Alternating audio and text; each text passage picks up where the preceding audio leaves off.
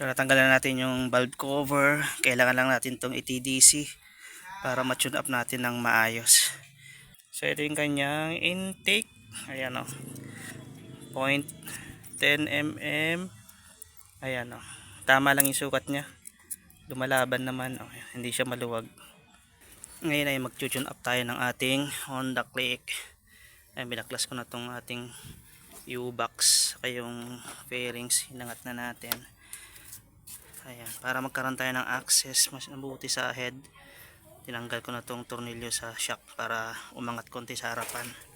Then binuksan ko na yung crankcase cover para maikot natin to. Tanggalin muna natin tong pinaka cover dito sa valve. Tanggalin ko muna tong hose dito sa head,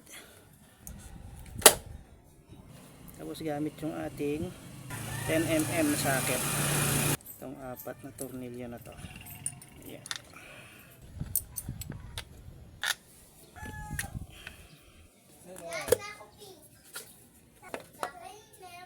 So natanggalan natin yung valve cover. Kailangan lang natin itong i-TDC para ma-tune up natin ng maayos.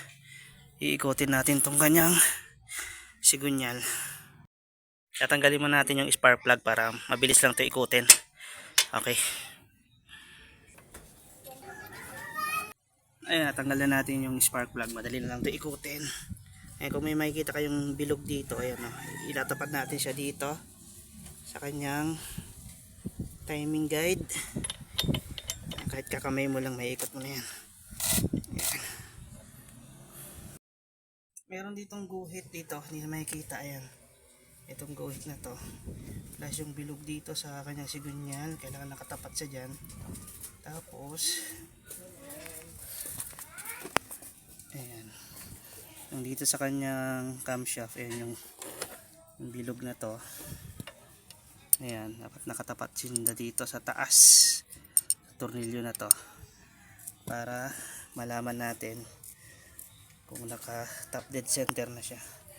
Ayan, nagagalaw na natin ng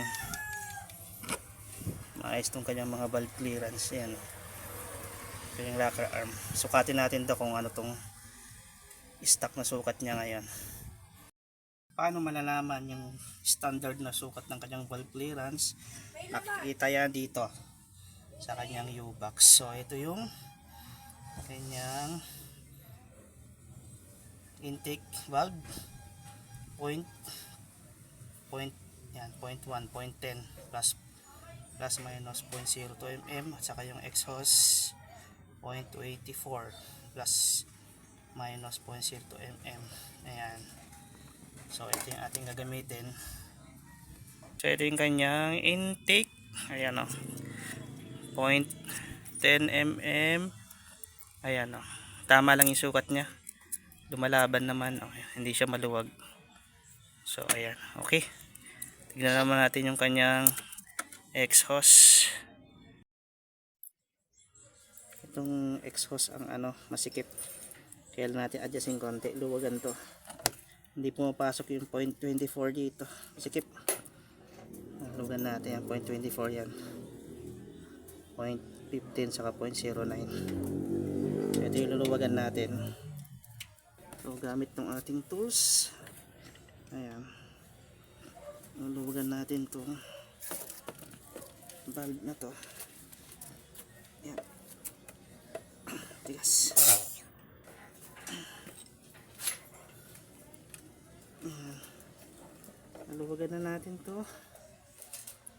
Ito naman, lagay muna natin yung kanyang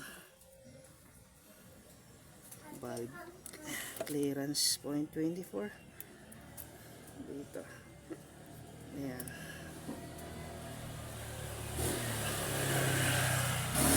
ito yung tama lang yung maganit. So saka natin higpitan. Ayan, napasok na siya. Lagay mo sa bag ko. Higpitan na natin. Tapos sukatin natin ulit. Ayan, tama lang. Tama lang yung maganit. Ayan, yung hindi maluwag, hindi masikip. Okay. Tapos balik na natin yung valve cover. Saan na ito?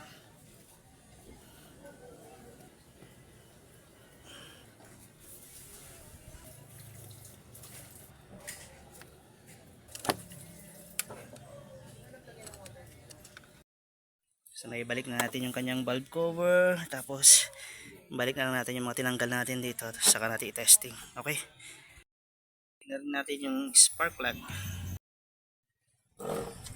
So naibalik na natin lahat, try na natin paanda rin.